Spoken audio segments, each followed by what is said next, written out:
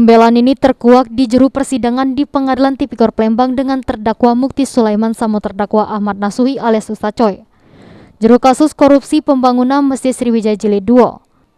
Juru pembelaannya, kedua terdakwa ternyata sudah minta dibebaskan dari segala tuntutan JPU, namun aman majelis hakim ambil putusan yang lain diharap kepecah mutus dengan hukuman seringan-ringannya.